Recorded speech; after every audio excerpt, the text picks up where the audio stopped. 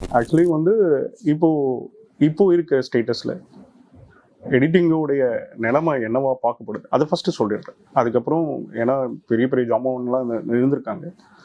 இப்போ இருக்க நிலைமைகளை வந்து கேட்கலையே, கேட்குதா? க்ளோஸாக வச்சது கேட்குது. ஓகே. இப்போ வந்து ஒரு படம் ஆரம்பிக்கிறதுலேருந்து அந்த படம் ஓடிடி போகிற வரைக்கும் எடிட்டருடைய இது இப்போ இருக்கிறது. ஒரு ஒரு கதை வந்து உருவாகும் போது ஒரு இயக்குனருக்கு ஒரு கதை உருவாகுது, ஒன்லைன் கிரியேட் பண்ணுறாரு. அதுக்கப்புறம் அவருடைய நண்பர்களோட வந்து அந்த ஒன்லைனை டெவலப் பண்ணுறாரு. அப்புறம் அது ஸ்கிரிப்டாக பண்ணுறாரு. அப்புறம் நிறைய திருத்தங்கள் பண்ணுறாரு. அதுக்கப்புறம் முயற்சி பண்ணுறாரு, இதுக்கு முயற்சி பண்ணுறாரு. அதுக்கப்புறம் ஃபைனலாக ஒளிப்பதிவாளர்கிட்ட போகிறாங்க. ஒளிப்பதிவாளர் பயணப்படுறாரு. ஸோ இந்த பயணம் சில குறைஞ்சபட்சம் 2 வருடத்துலேருந்து 5 வருடமாக இருக்குது. எடிட்டர் மட்டும் கடைசியில் தான் கனெக்ட் ஆவார். டிபெண்ட்ஸ் அப்பான் த ப்ரொடக்ஷனோட வேல்யூ பொறுத்து தான் அந்த படத்தொகுப்பாளரை வந்து இது பண்ணுவாங்க.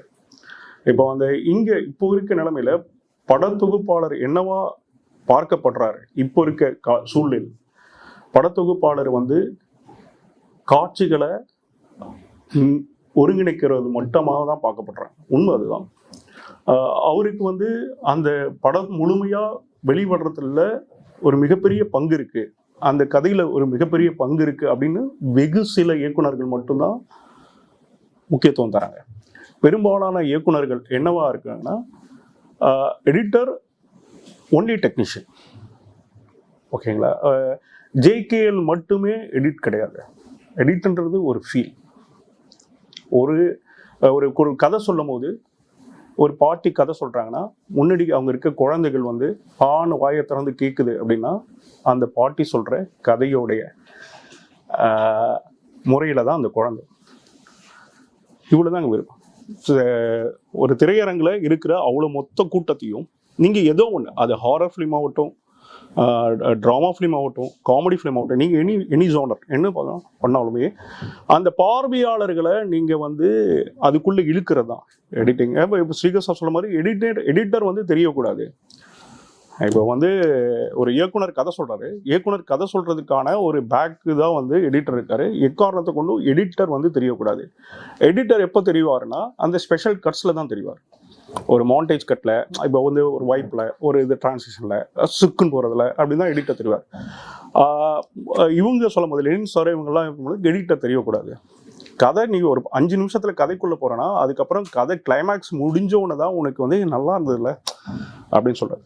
ஆனால் இப்போ என்ன சூழ்நிலையாக இருக்குது அப்படின்னா, பெரும்பாலும் இது விமர்சனங்கள் எழுதும் போது கூட இசை நல்லா இருந்தது, சினிமோட்டோகிராஃபி நல்லா இருந்தது அப்படின்னு சொல்லிட்டு கடைசியில் எடிட்டர் வந்து கொஞ்சம் கத்திரி போட்டிருக்கலாம். ஐயா நான் திருப்பி சொல்கிறேன், சினிமோட்டோகிராஃபி நல்லா இருக்கிறதுக்கு காரணமே எடிட்டர் தான். மியூசிக் நல்லா இருக்கிறதுக்கு காரணமே எடிட்டர் தான். ஏன்னா நீங்கள் வெறும் ட்ரோன் ஷாட்ஸை எடுத்துன்னு போயிட்டு இவங்க பெஸ்ட் சினிமோட்டோகிராஃபின்னு நான் தெளிவாக ஒன்று சொல்கிறேன், ட்ரோன் ஷாட் அவர் எடுக்கிறதே இல்லை. ட்ரோன் ஷாட் யார் எடுக்கிறான்னா ஆப்ரேட்டர்ஸ் தான் எடுக்கிறாங்க. நான் அது குறை சொல்கிறதே சொல்ல. விமர்சனங்கள் வந்து தெளிவான விமர்சனங்களாக இல்லை. சினிமோட்டோகிராஃபி நல்லா இருக்குன்னு சொல்கிறது, அந்த சினிமோட்டோகிராஃபி அந்த ஷார்ட்டை அந்த இடத்துல வரணும் யார் ஃபிக்ஸ் பண்ணுறோம், அது அந்த இடத்துல வந்தால் தானே அது ஒர்க் ஆகும். சப்போஸ் அந்த இடத்துல வராமல் நானே வெறும் ட்ரோன் ஷாட்டாக உங்களுக்கு டிவியில் ப்ளே பண்ணுறேன், உங்களால் பார்க்க முடியுமா? எவ்வளோ நேரம் பார்க்க முடியும்? யூடியூப்பில் கூட தான் அவ்வளோ ட்ரோன் ஷாட்ஸ் இருக்குது. சுவிட்சர்லாந்து பற்றி, நியூசிலாந்து பற்றி ஏகப்பட்ட ஷார்ட்ஸ் இருக்குது. எல்லாத்தையும் நம்ம பார்த்துட்டு இருக்க முடியும். அப்போது ஒரு படத்தொகுப்பாளர் வந்து ஒவ்வொரு வெற்றியாளருக்கு பின்னாடியும் இருக்காங்க. ஒரு இயக்குனரோட வெற்றிக்கு பின்னாடி இருக்காங்க, ஒரு இசையமைப்பாளர் வெற்றிக்கு பின்னாடி இருக்காங்க, ஒரு ஒளிப்பதிவாளர் வெற்றிக்கு பின்னாடி இருக்காங்க.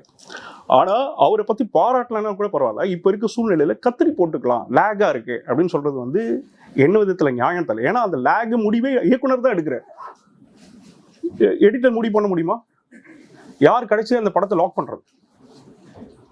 இயக்குனர் தான் நான் லாக் பண்ணுறேன். அப்போ எடிட்டர் எப்படி சொல்ல முடியும்? எடிட்டர் கத்திரி போட்டிருக்கலாம். இது மிக சிறந்த விமர்சனர்கள் கூட சொல்றது வந்து ரொம்ப வருத்தமா இருக்கு.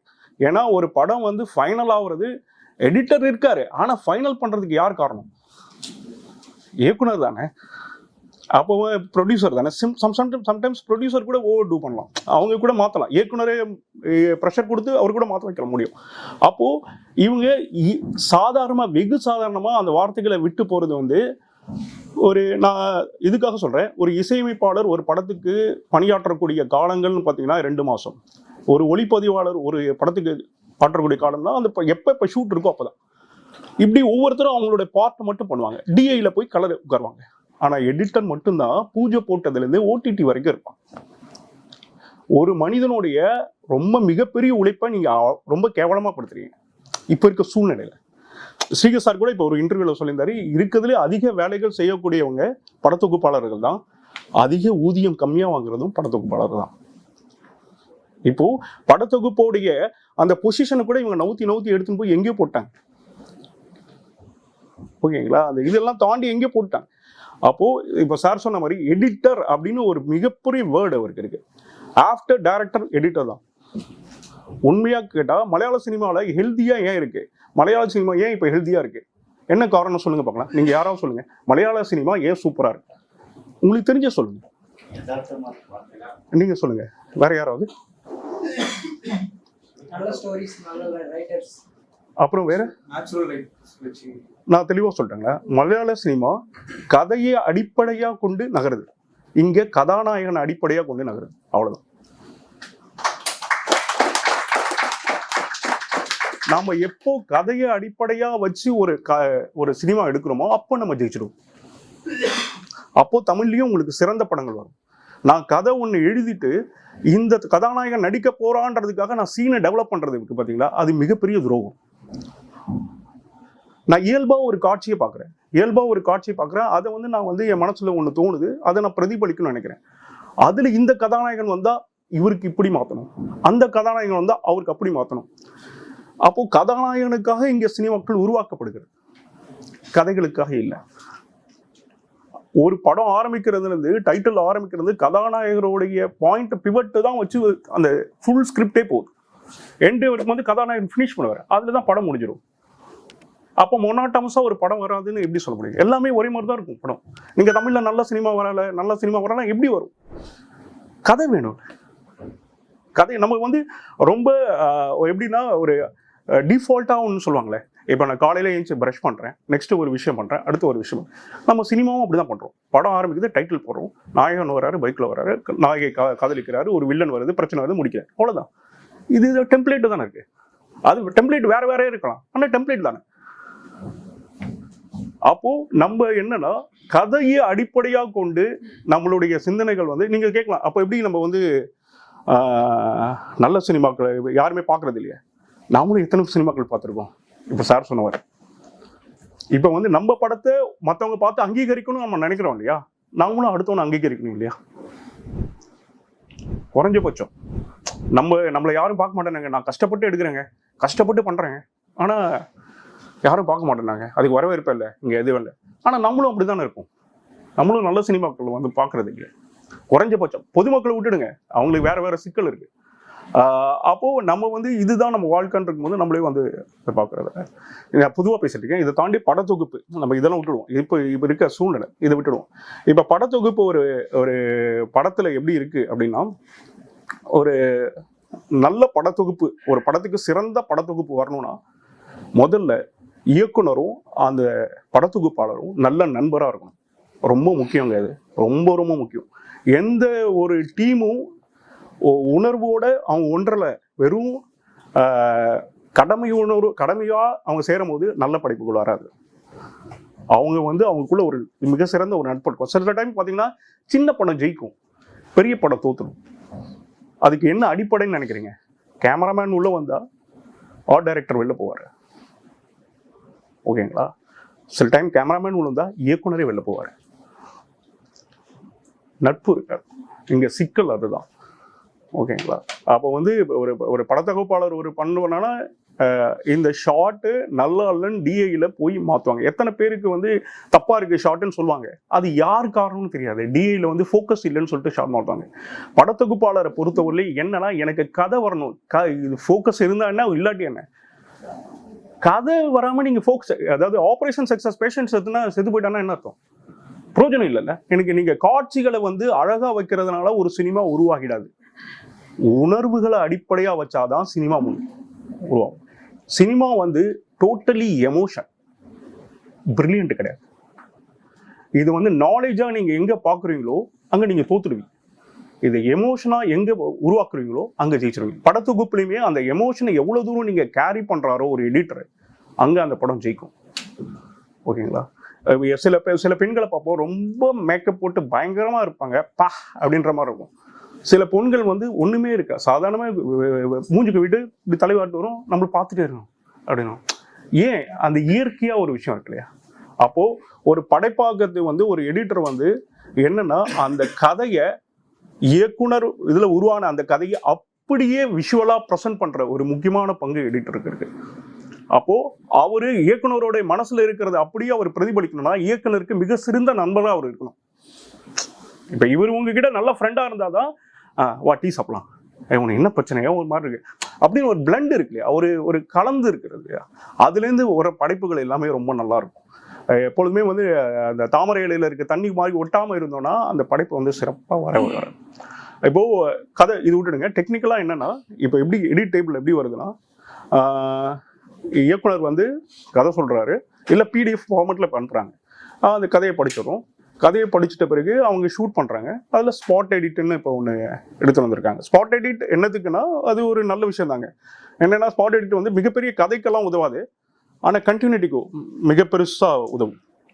ஏன்னா திருப்பி போய் அந்த இடத்துல ஷூட் பண்றது வந்து பாசிபிளே கிடையாது இப்போ இருக்கிற சூழ்நிலை. ஒரு நாள் ஷூட் பண்ணாங்கன்னா மினிமம் 3 lakhs to 10 lakhs ஆகுது. அதாவது நான் சின்ன படங்களுக்கே சொல்றேன். அப்போ வந்து திருப்பியும் போய் அவங்க ஷூட் பண்ண முடியாது, ஆர்டிஸ்ட் எடிட் அதெல்லாம் இருக்கு. அப்போ ஸ்பாட் எடிட்டிங் ரொம்ப ரொம்ப இம்பார்ட்டன்ட்ங்க. ஆனா அந்த ஸ்பாட் எடிட்டிங் கரெக்டா யூஸ் பண்ணணும். ஸ்பாட் எடிட்டிங் எதுக்கு பண்றது? அங்க சீனை கிரியேட் பண்ணிட்டு இருக்கக்கூடாது. இங்க என்ன தப்பு நடக்குது அப்படின்னா, ஷூட் அப்போ வந்து ஸ்பாட் எடிட் பண்றாங்க, அங்கேயே அந்த சீனை முடிக்கணும்னு நினைக்கிறாங்க. ஸ்பாட் எடிட் அது கிடையாதுங்க. என்னன்னா உங்களுடைய ட்ரெஸ் கண்டினியூட்டி, உங்களுடைய அந்த அது என்ன சொல்றது ஆக்ஷன் கண்டினியூட்டி, அப்புறம் வந்து மற்ற விஷயங்களை பார்க்கறதா. இவங்க ஆக்ஷன் கண்டினியூட்டிலாம் மிஸ் ஆயிடும். இப்போ உதாரணத்துக்கு இப்போ நான் பார்க்கும்போது நீங்க இப்படி நோட் பண்றீங்க இல்லையா, இப்போ அடுத்ததுல என்ன ஆயிடும்னா இங்க கொஞ்சம் உங்களுக்கு வேர்வை இருக்கும். ஓகேங்களா? உங்க தலைமுடி இப்படி இருக்கும். ஓகேவா? அப்போ இதனால என்னங்க பெருசா டிஃபரன்ஸ் வருது? கண்டிப்பா நீங்க எடிட் பண்ணும்போது தெரியும் உங்களுக்கு டிஃபரன்ஸ். ஜம்ப் தெரியும் உங்களுக்கு. என் மூடு என்னப்பா, நான் சொல்லும் போது நல்லா இருந்ததுப்பா, இல்லப்பா ஷூட் பண்ணும்போது கூட நல்லா இருந்ததுப்பா, இப்போ எடிட் பண்ணும்போது எனக்கு என்னமோ ஒர்க் ஆகலப்பா. அது ஏன் ஒர்க் ஆகல? பேசிக் எங்க தப்பு பண்றோம்னா அந்த ஃபார்ம்ல தான். அந்த கண்டினியூட்டி தப்பால இதுவே தப்பாயிடும், பார்க்கறதுக்கே பிடிக்காது. டிஸ்பிளே ஆக்சுவலி வந்து ஒரு நல்ல கேசரி பண்றோம், ஒரு நல்ல உணவு சமைக்கிறோம், ஆனா அந்த உணவை வந்து எப்படி பரிமாறுறோன்றது ரொம்ப இம்பார்ட்டன்ட், எதுல பரிமாறுறோன்றது ரொம்ப இம்பார்ட்டன்ட். அது வந்து எடிட்டிங்க்கு ரொம்ப இம்பார்ட்டன்ட். சில எடிட்டர்ஸ் வந்து சில படம் வந்து ஓவரா வந்து என்னென்னமோ சொல்லிட்டு இருக்காங்க, போயிட்டே இருக்கீங்க அது பாட்டுக்கு. என்னங்க அப்படின்னா பிரச்சனை என்னன்னா, இங்க இப்போ ஒரு சிக்கல் இருக்கு. இப்போ ப்ரொடியூசர் கிட்ட கதை சொல்லி இவங்க ஷூட் பண்ணும்போது சில விஷயங்கள் எடுத்துடுறாங்க, ஒர்க் ஆகுதுன்னு எடுத்துடுறாங்க, ஆனா டேபிள்ல வந்தபோது ஒர்க் ஆகல. ஆனா இயக்குனருக்கு ஒரு பெரிய பிரச்சனை இருக்கு. என்ன பிரச்சனைனா, அப்போ ப்ரொடியூசர் என்ன கேட்பாரு, இதுக்கு செலவு பண்ண காசு இங்க எதுக்கு, இது வேஸ்டா தான் பண்ணேன், அந்த பயம் அவருக்கு இருக்குது. அப்போ என்ன பண்ணிடுறாரு, காலையில நல்லா டிஃபன் பண்றாரு, ஆனா சாப்பிட்றதுக்கு இதுவே இல்லை, அதனால அந்த டிஃபன் எடுத்து வந்து லஞ்சில் சேர்த்துறாரு. அப்போ படம் எப்படி இருக்கும்? நல்ல சாப்பாடு போட்டுட்டு நீங்க 2 இட்லி வச்சு சட்னி வச்சீங்கன்னா யாருக்கு ஒத்துப்பாங்க? அது வேஸ்ட் ஆகிடக்கூடாதுன்னு சொல்லிட்டு சேர்க்கறது இருக்கு இல்லையா, மிகப்பெரிய தவறாயிடுது. இதே மாதிரி சிக்கல் இருக்கு. இப்போ ஸ்பாட் எடிட்டிங் பண்ணோடனே அங்கேருந்து என்ன பண்ணுவாங்க, ரஷஸ்லாம் வந்து எடிட்டர் டேபிளுக்கு வரும், எடிட்டரோட அசிஸ்டன்ட் வந்து ஆர்டர் பண்ணுவார். வீடியோ எடிட்டிங்க்கும் ஃபிலிம் எடிட்டிங்கும் என்ன டிஃப்ரென்ஸ்னா, வீடியோ எடிட்டிங் வந்து ஆல்மோஸ்ட் நிறைய பேர் பண்ணிட்டு இருக்கும்போது நம்ம பண்ற மிகப்பெரிய சிக்கல்னா நிறைய அப்படியே இம்போர்ட் பண்ணுவோம், டம்முன்னு இம்போர்ட் பண்ணுவோம். நிறைய அன்டைட்டில் இருக்கும், நோ நேம் இருக்கும். அப்புறம் ஒரு வாரம் கழிச்சு எது எங்க சேவ் பண்ணனே தெரியாம தேடிக்குவோம். ஆக்சுவலி எடிட் பண்றதை விட எங்க எதை வச்சிருக்கோம்னு தேடுறது தான் மிகப்பெரிய வேலையா இருக்கும். சம்டைம் ரீகனெக்ட் பண்ணும்போது தப்பா கூட ஆயிடும், ஐயோ இது இல்லைன்னு. அப்போ அந்த சிக்கலெல்லாம் என்னன்னா, முதல்ல ஃபிலிம் எடிட்டருக்கு தேவை வந்து ரொம்ப பேஷன்ஸு, ரெண்டாவது வந்து ஆர்கனைஸ்டா இருக்கிறது, வெரி இம்பார்ட்டன்ட். ஆர்கனைஸ்டா இருக்கிறது, அதாவது அவர் பர்சனாக எப்படி எவ்வளோ ஆர்கனைஸ்டா இருக்காரோ அதே டைம் அவருடைய சிஸ்டம்ல இருக்க எல்லா ஃபோல்டர்ஸும் ஆர்கனைஸ்டா இருக்கணும். ஒரு நல்ல குக்கு எந்த பாட்டிலில் எந்த டப்பாவில் எதை வச்சிருக்கோம்னு தெரியணும், அதில் எந்தெந்த டப்பாவில் என்னென்ன இருக்கு அப்படின்னு தெரியணும். அப்படி தெரியும் போது பட தொகுப்பு பண்ணும்போது சில விஷயங்களை நம்ம அழகாக மாற்றிடலாம். இப்போ இயக்குனர் ஒரு சிக்கலில் மாட்டிடுறாரு, இல்லைங்க ஐயோ நான் நினச்சது வேறங்க, ஆனால் இங்கே வந்துச்சு வேற, ஒன்றும் பிரச்சனை இல்லை, இந்த டப்பாவில் இந்த பொருள் வச்சிருக்கேன், நான் எடுத்து மாற்றி காமிக்கிறேன், எனக்கு ஒரு நாள் டைம் கொடு அப்படின்னா அவருக்கு மிகப்பெரிய இதாக இருக்கும். இதே மாதிரி இடத்துல கை கொடுக்கும் போது இயக்குனருக்கு வந்து அந்த படத்தொகுப்பாளர் வந்து ரொம்ப பிடிச்சிருக்கு. சில இயக்குனர்கள் சில படத்தொகுப்பாளர்களோட ஏன் பயணம் பண்றாங்கன்னா இதுதாங்க ரீசன். அவங்களுடைய அந்த இதுதான் அவங்க பிரில்லியன்ட்ன்றதை தாண்டி நிறைய பிரில்லியண்டான படத்தொகுப்பாளர் இருக்காங்க, நிறைய எடிட்டர்ஸ் வந்து செம்ம பிரில்லியன்ஸ் இருக்காங்க, நல்லா இருக்காங்க. ஆனா சில படத்தொகுப்பாளர் தான் அடிக்கடி அடுத்தடுத்து போவாங்க. ஏன் அப்படின்னா நீங்க அறிவை தாண்டி ஒரு இணைப்பு இருக்கு அவங்க கிட்ட, புரியுதுங்களா? அது ரொம்ப ரொம்ப முக்கியங்க ஒரு படத்துக்கு மிகப்பெரிய பலம். சரிங்க, இப்போ நீங்கள் அது மற்றபடி உங்களுக்கு எல்லாம் தெரியும் டெக்னிக்கலாக, இப்போ என்னென்ன சாஃப்ட்வேர் யூஸ் பண்ணுறாங்கன்னு தெரியும், என்னென்ன எடிட் பண்ணுறாங்கன்னு தெரியும், அதெல்லாம் உங்களுக்கு தெரியும். அதை தாண்டி உங்களுக்கு ஏதாவது இதுன்னு தான் கேள்வி கேளுங்க, நான் சொல்கிறேன். ஒரு 2 கேள்வி இருக்குது, ஷார்ட்டாக கேட்டுறேன், மேபி நிறைய பேர் பேசுவாங்க, அதனால் அது ஒன்று வந்து எல்லா படத்துக்குமே எடிட்டிங் ரொம்ப முக்கியம்தான். பர்டிகுலராக அந்த ஹைப்பர் லிங்க் மூவி பண்ணுறோம் இல்லையா, அங்கே வந்து ஒரு எடிட் ஒரு பெரிய ஃபேக்டராக இருக்குது. இப்போ நீங்கள் மாநகரம் எடுத்துக்கிட்டாலும் சரி, எங்கேயுமே போதும் அதில், ஏன்னா ஒரு கேரக்டர் ஆரம்பித்து அங்கே ஒரு கேரக்டருக்கு ஒரு எடிட் பண்ணுவோம், அதில் ஒரு 3-4 கேரக்டர் வந்து ஃபைனலாக வந்து மர்ஜ் பண்ணும்போது அந்த பேலன்சிங் இருக்குல்ல, அங்கே வந்து ஒரு கேரக்டர் அதிகமாக போய் ஒரு செகண்ட் கேரக்டர் கம்மியானாலும் அது ப்ராப்ளம் ஆகிடும். ஸோ அப்போது எடிட்டு என்ன மாதிரி பண்ணுறதுக்கான அதில் வேலைகள் இருக்குது, அதுக்கு முன்னாடி எவ்வளோ சீன்ஸு பண்ணால், ஏன்னா நான் ஒரு சின்ன ஸ்கிரிப்ட் ஒன்று பண்ணிட்டு இருந்தோம், அதை ஒரு ரஃபாக நான் ஒரு பிளான் பண்ணோம், அது ஒன்று கைட் பண்ணால் பெட்டராக இருக்கும்னு தோணுது. 2வது வந்து இப்போ நான் ஒரு ஷார்ட் ஃபிலிம் ஒன்று பண்ணேன், ஒரு ஷார்ட் ஸ்டோரி பேஸ் பண்ணி, இப்போ அந்த 78th நேஷனல் கூட சென்சார் பண்ணி அனுப்பியிருக்கோம். அதில் வந்து எனக்கு வந்து நாடு பண்ண மூவி எடிட்டர் தான் நமக்கு பண்ணார், எனக்கு ரொம்ப கம்ஃபர்டான எடிட்டர். நான் அவரை பற்றி சொல்ல, பட் நான் ஒரு ப்ரொடக்ஷன் ஹவுஸும் நாங்கள் பண்ணிகிட்டு இருக்கோம், ஆட் ஃபிலிம்ஸ்லாம் பண்ணுறோம். 30 செகண்டில் நான் ஒரு கான்செப்ட் சொல்லும்போது சில நேரம் எடிட்டர்ஸோட டைம் ஸ்பெண்ட் பண்ணுறதுல ஒரு கொஞ்சம் நீங்கள் ட்ராவல் பண்ணுறது இருக்கு இல்லையா, எல்லா எடிட்டர்ஸும் அந்த கம்ஃபர்ட்டில் இருக்க மாட்டாங்க. நம்ம போய் பேசும்போது ஓகே பிரதர் ஹார்ட் டிஸ்க் கொடுத்துட்டு போங்க, நான் 2 நாள் கழிச்சு வாங்க, நான் கட் பண்ணி வைக்கிறேன் அப்படிம்பாங்க.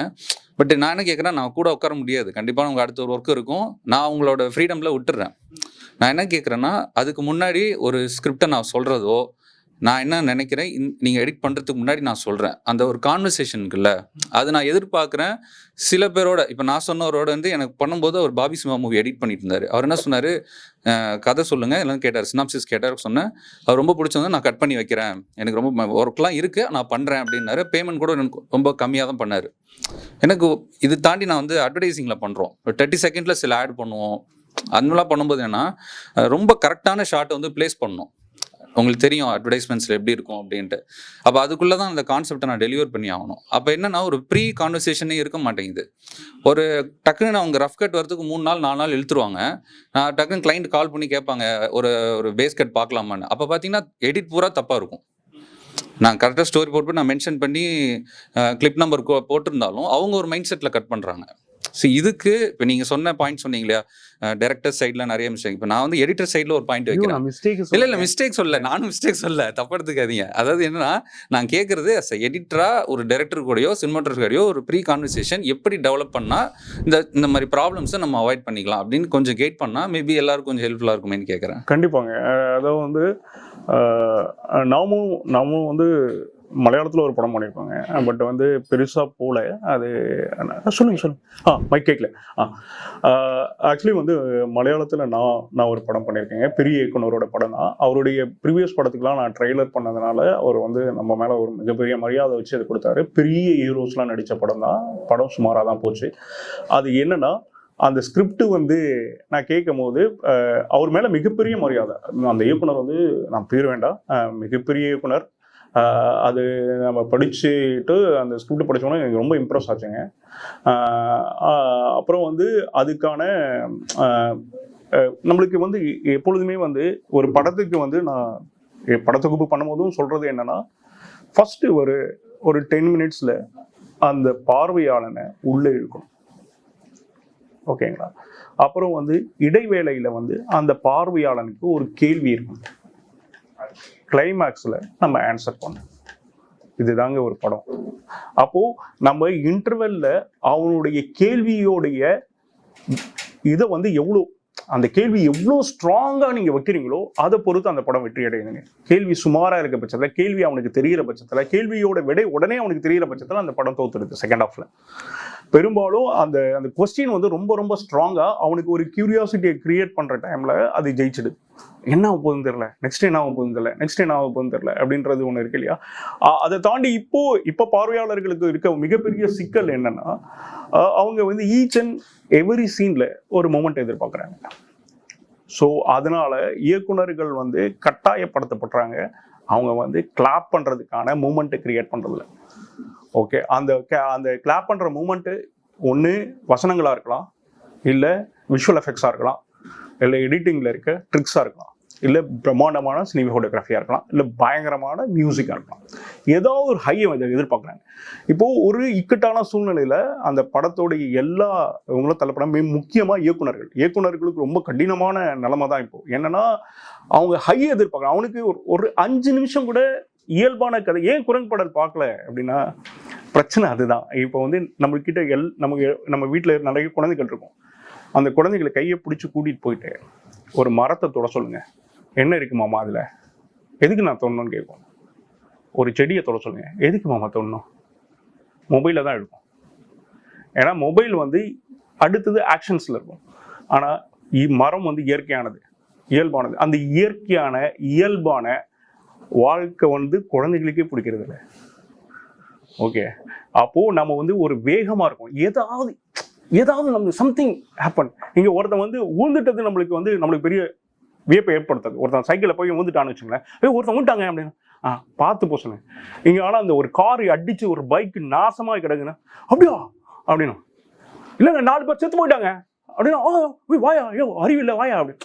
அப்போது அதோடைய இன்டென்ஸை வந்து நம்ம வந்து ரொம்ப எதிர்பார்க்கணும். அப்போ ஒவ்வொரு படம் வரும்போது அந்த படத்துக்கான சீனோட இன்டென்ஸ் எதிர்பார்க்கணும். இப்போ லோக்கி ஒரு படம் பண்ணுறேன்னா அடுத்து நீ என்ன பண்ண போற, இதுக்கு மேலே நான் என்ன பண்ணுறது, இல்லை அதான் போன படத்துலேயே பண்ணிட்டேன், இந்த படத்தில் எதாவது பண்ணுறேன், சரி அடுத்த எக்ஸ்ட்ரீம், இல்லை இது பத்தலை, போன படம் மாதிரி இல்லைப்பா அது அப்படின்னு ஒரு முத்திரை குத்துறோம் இல்லையா.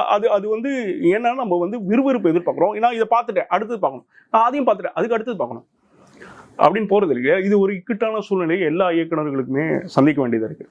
அந்த இயக்குநர்கள் அந்த சந்திக்கிற பிரச்சனையை அவங்க போய் ப்ரொடியூசர் கிட்ட சொன்னாங்க, இதில் என்னப்பா இருக்குது, இதில் ஒரு ஹையே இல்லைப்பா, எங்கே ஹை இருக்குது அப்படின்னு சொல்லிட்டு அவங்க சொல்கிறாங்க. அப்போ வந்து அது அந்த ஹையை வந்து அவர் ஏற்றுறதுக்கு என்ன பண்ணுறாரு, வசனங்கள் வந்து அவருடைய குரூ கிட்ட வந்து ட்ரை பண்ணுறாரு, ஒர்க் ஆகல. அப்புறம் மியூசிக் டேட்டா ட்ரை பண்ணுறாரு, சம்டைம்ஸ் அதுவும் ஒர்க் ஆகல. எடிட்லனாச்சும் எதாவது பண்ணியா நீ அப்படின்னு சொல்லிட்டு வராங்க. அதே மாதிரி இப்போ வந்து படத்துக்கு நம்ம ரொம்ப ரொம்ப முக்கியம் என்னன்னா, ஃபஸ்ட்டு அந்த 10 மினிட்ஸில் உள்ளே இருக்கிறது, இன்ட்ரோ பிளாக் வந்து ஸ்ட்ராங்காக பண்ணுறது, கிளைமேக்ஸ் வந்து பர்ஃபெக்டாக முடிக்கிறது. நான் என்ன ஆரம்பிச்சேனோ அதை நான் முடிச்சிருக்கேன் அப்படின்னு பண்ணும்போது அந்த படம் ஜெயிச்சிருது. அப்புறம் அவன் வந்து எதிர்பார்க்குறான் இல்லையா, இந்த சீனில் இது நடக்க போகுதுன்னு எதிர்பார்க்குறாங்க, அது கிடையாது அப்படின்னு நீங்கள் சொல்லும் போது தான் ஆஹா அப்படின்னு பண்ணுறான். அந்த ஹை அவன் எதிர்பார்க்குறான். அவன் என்ன நினைக்கிறானோ அதை நீங்கள் கொடுக்கும் போது அது வீக் ஆகிடுது. இது இப்போ வந்து தனி ஒருவன் அந்த ஜஸ்ட் அந்த சைலன்ஸ் சீனை வந்து அவ்வளோ கிளாப் பண்ணாங்க. ஓகே, அவன் கெஸ் பண்ணல, எதிர்பார்க்கவே இல்லை. நீங்கள் எப்படி ஒரு ட்விஸ்ட் வைப்ப, அப்படி ஒரு இது வைப்பன்னு எதிர்பார்க்கவே இல்லை. அதே மாதிரி எதிர்பார்க்காத விஷயங்களை அவன் பண்ணும்போது ஹை ஆகிடுறான். இந்த ஹை மூமெண்ட்டு எவ்வளோ ஒரு படத்தில் இருக்கோ அந்த படம் ஜெயிச்சிருது, தேட்டரில் கிளாப் ஆகும். இப்போ கேஜிஎஃப் எடுத்திங்கன்னா கேஜிஎஃபோட டயலாக்ஸ் எல்லாமே அது கிளாப்ஸ் மறந்துகிட்டே இருக்கு, வெறும் டயலாக்ஸ். அப்படி ஒருத்தன் பண்ண முடியுமானா பண்ண முடியாதான். பட் வந்து அவன் வந்து ஜஸ்டிஃபை பண்ணுறான். நீங்கள் எது வேணால் சொல்லுங்கண்ணா தலைவா, அதை வந்து ஒரு காக்கா வடை சுடுற கதை, வடை தூக்கிட்டு போகிற கதை கூட நீங்கள் சொல்லலாம். ஆனால் ஜஸ்டிஃபை பண்ணணும், ஓகேங்களா, அவனை ரசிக்க வைக்கணும். நீங்கள் என்னத்தை வேணா சொல்லலாம். ஆனால் ஸ்ட்ராங்கான கதையை எடுத்துட்டு நம்மளுக்கு சொல்ல தெரியனா அதுலேயும் தோற்றுருவோம். சாதாரண கதையை நம்ம கரெக்டாக சூப்பராக எமோஷ்னலாக கனெக்ட் பண்ணி சொல்லும் போது நம்ம ஜெயிச்சிருவோம். அதுக்கு வந்து எடிட்டிங் வந்து ஆக்சுவலி வந்து என்னன்னா, எடிட்டிங் வந்து மிகப்பெரிய ஸ்ட்ராங் இப்போ இருக்கிறதுல எனக்கு தெரிஞ்சு. ஏன்னா எல்லா லேயர்ஸும் அங்கே தான் உருவாகுது. நீங்கள் என்ன நினைக்கிறாங்கன்னா, பெரும்பாலும் இவர் எடிட் பண்ணிட்ட பிறகு தனியாக மியூசிக் போகிறாங்க, தனியாக எஃபெக்ட்ஸ் போகிறாங்க. கிடையவே கிடையாது. எடிட்டர் தான் மியூசிக் போகிறாரு, எடிட்டர் தான் எஃபெக்ட்ஸ் போகிறாரு. எத்தனை பேருக்கு தெரியும்? எடிட்டர் தான் ஆர்ஆர் போடுறாரு, எடிட்டர் தான் எஃபெக்ட்ஸ் போடுறாரு, ஓகேங்களா. Reference RR, reference effects, reference CG எல்லாம் எடிட்டர் பண்ணுறாரு. ரெஃபரன்ஸ் டைட்டில் அவர் எல்லாமே முடிச்சுட்டு, சம்டைம்ஸ் வாய்ஸ் ஓவரும் அவர் போட்டு எல்லாம் முடிச்சுட்டு அந்த ரெஃபரன்ஸை தான் அங்கே கன்வெர்ட் ஆகுது உங்களுக்கு, புரியுதுங்களா. அதில் வந்து இப்போ எடிட்டரோட வந்து சிம்பிளாக இவங்க 2 லைன்ஸில் விமர்சனம் சொல்லிட்டு போகிறது மாதிரி கிடையாதுங்க. எடிட்டரோட வேலை வந்து இப்போ வந்து மிக பெரிதாக இருக்குது. இது வந்து பெரிய பெரிய எடிட்டர்ஸ்க்கும் இது தெரியும். ஆனால் வந்து அவங்க பொது தளத்தில் சொல்ல வேண்டாம் அப்படின்னு சொல்லிட்டு விட்டுடுவாங்க. அது இப்போ நம்மளுக்கும் வந்து என்னன்னா, நம்ம யாரையும் இது பண்ணுறதுக்காக சொல்லுங்க, எடிட்டிங்கை பற்றி பேசுறதுனால இந்த தகவலை சொல்கிறேன் உங்களுக்கு. அப்போ வந்து எடிட்டரோட பங்கு வந்து ஒரு படம் எவ்வளோ தூரம் சிறப்பாக வருதுன்றதுல வந்து கண்டிப்பாக அருண் சொன்ன மாதிரி என்னன்னா, இயக்குனருக்கு அடுத்த ஆசிரியராக எடிட்டர் இருக்காரு. நீங்கள் எப்போ அதை உணர்றீங்களோ அந்த படம் சிறப்பாக இருக்கும். சில இயக்குனர்கள் சில எடிட்டர் விடவே மாட்டாங்க. ஏன்னா அவங்களுக்கு தெரியும் என்னோட பாதி இவன் அப்படின்னு சொல்லி. எப்போ இயக்குனர் வந்து அவனோட பாதியாக நினைக்கிறாரோ அப்போ அந்த படம் ஜெயிச்சிடுங்க. லாஸ்ட்டாக வந்து வல்லினம்னு ஒரு படம், அதுதான் அந்த எடிட்டர் தான் விருது வாங்கினார். சிறந்த படத்தொகுப்பாளர் விருது வந்து அந்த வல்லினம் அப்படிங்கிற இது நகுல் நடித்த படம்.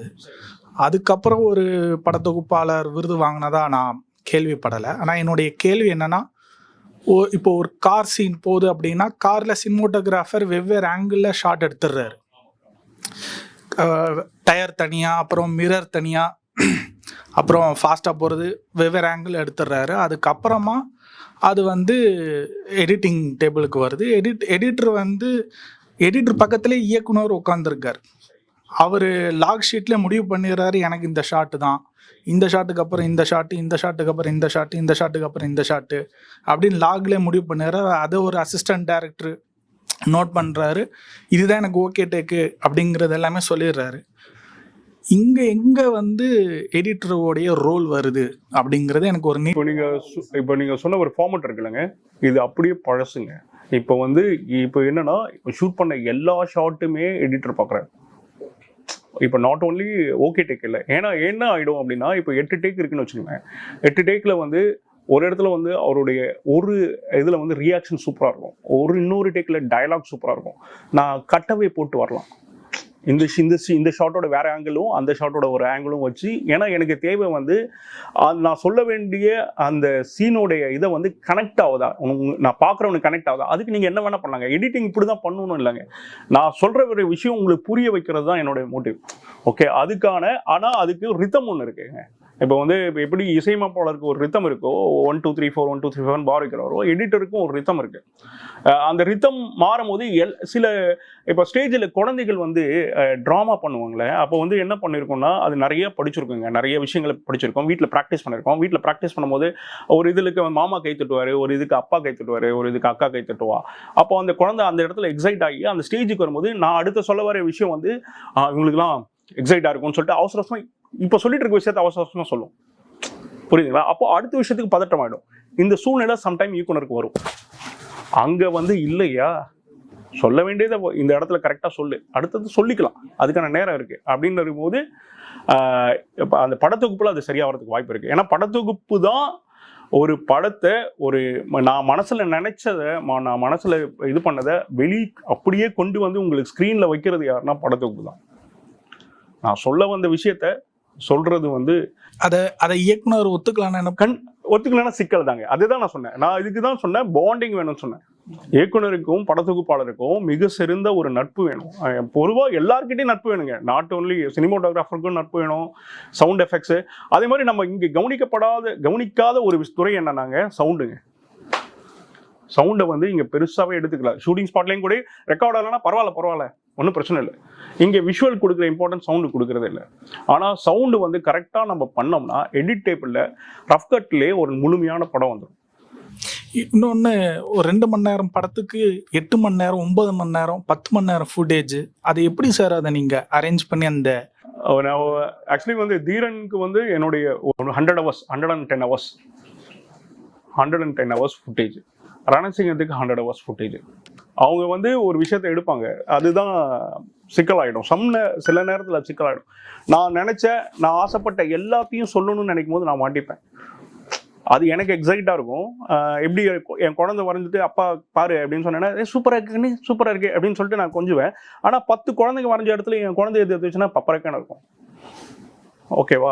அதுதான் பிரச்சனை. இப்போ நான் எடுக்கிற எல்லா ஃபுட்டேஜும் எனக்கு நல்லா தான் இருக்கும். ஒரு ஃபுட்டேஜ் ஷூட் பண்ணும்போது நீங்கள் ரொம்ப கஷ்டப்பட்டு ஷூட் பண்ணியிருப்பீங்க. அதாவது அந்த இடத்துல பெர்மிஷனு, அப்புறம் வந்து உங்களுடைய மற்ற விஷயங்கள்லாம் சேர்த்து அந்த இடத்த வந்து ரொம்ப கஷ்டப்பட்டு ஷூட் பண்ணுங்க. அதனாலே அந்த இது வரணும்னு நினைப்பீங்க. ஆனால் படத்தொகுப்பாளர் வந்து ஒத்துக்கவே மாட்டார், வேண்டான்னு. இல்லைங்க, நல்லா இல்லைங்க, விட்டுடுங்க. ப்ரோ உங்களுக்கு தெரியுமா ப்ரோ எவ்வளோ கஷ்டப்பட்டு எடுத்தேன் ப்ரோ, என்ன நீங்கள் அசால்ட்டாக இங்கே ஏசி ரூமில் உட்காந்துன்னு சும்மானா ஏதோ பண்ணிட்டு இருக்கீங்க. நான் இது எவ்வளோ கஷ்டம் அந்த ப்ரொடக்ஷன் மேனேஜர்கிட்ட அவ்வளோ பேசி அவங்ககிட்ட போராடி நான் அந்த ஷார்ட் எடுத்திருக்கேன் தலைவா, நீங்கள் ஏதாவது பண்ணி வைங்க தலைவா, நீங்கள் ஏன் இப்படி சிக்கல் ஒரு ஷார்ட் வைக்கிறது என்ன சிக்கல் தலைவா உங்களுக்கு அப்படின்னா, இல்லைங்க வேண்டாங்க அப்படின்னு சொல்லிட்டு அவர் சொல்லுவார். படத்தொகுப்பாளர் மட்டும்தான் என்ன பண்ணுவார் அப்படின்னா, எதுவுமே வந்து நீங்கள் பார்த்தீங்கன்னு வச்சுக்கோங்களேன், ஒவ்வொரு துறையில் இருக்கவங்க அவங்களுடைய விஷயத்தை ஆதிக்கம் பண்ணணும்னு நினைப்பாங்க. புரியுதுங்களா? இப்போ ஒரு நடன இயக்குனர் இருக்கான்னா அவருடைய ஷார்ட்ஸ் வரணும்னு நினைப்பார், ஒரு ஆக்ஷன் காரனா அவருடைய இது வரணும், அவருடைய இம்பார்ட்டன்ஸ் வரணும் நினைப்பார். இப்படி இன்க்ளூடிங் சினிமோட்டோகிராஃபர் அவருடைய விஷுவல்ஸ் வரணும். ஆனால் படத்தொகுப்பாளர் மட்டும்தான் ஐயா எதுக்கு வேணுமோ அவ்வளோ இருந்தால் தான் நல்லா இருக்கும், வேண்டாம் இது அப்படின்னு ஒன்று இருக்கு இல்லையா? சில படங்கள் வந்து ஆரம்பிக்கும் போது நல்லா ஆரம்பிக்குங்க, ஆனால் என்னன்னா பல சிக்கல்ல அந்த படம் சொதப்பலா வரும். உதாரணத்துக்கு வந்து நான் சாம்பார் வைக்க போறேன் அப்படின்னு சும்மா ஒரு பேச்சுக்கு சொன்னேன், சாம்பார் வைக்க போறேன் அப்படின்னு ஆரம்பிக்கிறது வந்து திடீர்னு வந்து டிஸ்ட்ரிபியூட்டர் மற்ற விஷயங்கள்லாம் பேசிட்டு ஐயா சாம்பார் தான் வைக்க போறீங்க, அந்த பருப்பை மட்டும் எடுத்துடலாங்க, எடுத்துட்டு இது குருமாவா பண்ண முடியாதாங்க, அது குருமாலையும் இது இருக்குங்க, முருங்கைக்காய் இருக்குங்க, உருளைக்கிழங்கு இருக்குங்க, நீங்க அந்த பருப்பை மட்டும் கட் பண்ணிட்டீங்கன்னா குருமா வைக்கலாங்க அப்படின்னு. சரிங்க நான் பருப்பு போடாம பண்ணிடுறேங்க அப்படின்னு சொல்லிட்டு அவர் ஆரம்பிக்கிறேன். இப்போ குருமா பண்ணுறீங்க, அதில் 2 சிக்கனை கட் பண்ணி போட்டிங்கன்னா அது சிக்கன் குழம்பு ஆகிடுமுங்க. இதுவும் நல்லா தாங்க இருக்குது, சிக்கன் போயிடும். அது சாம்பாராகவும் இல்லாமல் குருமாவும் இல்லாமல் சிக்கனாகவும் இல்லாமல் நீங்கள் தேட்டரில் போய் கன்றாவி இதை போயிட்டு இவனுக்கு 2 வருஷம் எடுத்து வச்சிருக்கானு அப்படின்னு இருக்கு இல்லையா? அதுக்கு நடுவில் இந்த சிக்கல்லாம் நடக்குங்க. நான் எடுக்க போகிறது அது வந்து ரசமாக இருந்தால் ரசம் முடிவு பண்ணிட்டீங்களா, நீங்கள் ரசம் முடிவு பண்ணிட்டீங்களா, ரசமாக எடுத்துகிட்டு போயிடுங்க, ரசமாக வச்சுடுங்க. நீங்கள் சாம்பாரை வச்சுக்கலாம், சாம்பாரை வச்சுட்டு போயிடுங்க. ஏன் அதை கன்வெர்ட் பண்ண நினைக்கிறீங்க? ஒரு விஷயத்தை வந்து நீங்கள் என்ன சொன்னீங்க, எடிட்டேபிள் என்ன வேணால் பண்ணலாம், அது ரொம்ப தப்பான வாதங்க. எடிட்டேபிளில் வந்து நம்ம என்ன வேணால் பண்ணலாம், என்ன வேணால் செய்யலாம் அப்படின்றது அது நம்மளுடைய இதை வந்து மெச்சிக்கிறதுக்கான ஒரு இது. உண்மையாக திரையரங்களை பார்க்கும்போது சிரிப்பாக வந்துடும், நம்மளுக்கே நம்மளை கேவலம், நம்மளே பார்க்க மாட்டோம் நம்ம படத்தை. சில பேர் பார்த்துருக்கீங்களா, எடிட் பண்ணிட்டு அவங்க படத்தை அவங்களே பார்க்க மாட்டாங்க. உங்களுக்கே உங்க படம் பிடிக்கலன்னா அடுத்தவனுக்கு எப்படி பிடிக்கும் அந்த படம்? எடிட் பண்ணிட்டு நான் பெரும்பாலும் வந்து ஒரு சீன் எடிட் பண்ணிட்டு நாளைக்கு அடுத்த சீன் எடிட் பண்ண போறேன்னா முதல் சீன்ல இருந்து அதை பார்ப்போம். சில பேர் இல்லைங்க அதை விட்டுடுங்க, இங்கே தான் நான் ஸ்டார்ட் பண்ணுங்க, அப்படி பண்ணவே ஒன்று கூடாது. நீங்க இன்ட்ரோ பிளாக் வரைக்கும் இன்ட்ரோ பிளாக் எடிட் பண்ணிட்டு இருக்கீங்க அப்படின்னா கூட நீங்க திருப்பி ஃபர்ஸ்ட்லேருந்து ஆரம்பிச்சு பார்த்துட்டு தான் இன்ட்ரோ பிளாக் எடிட் பண்ணணும்.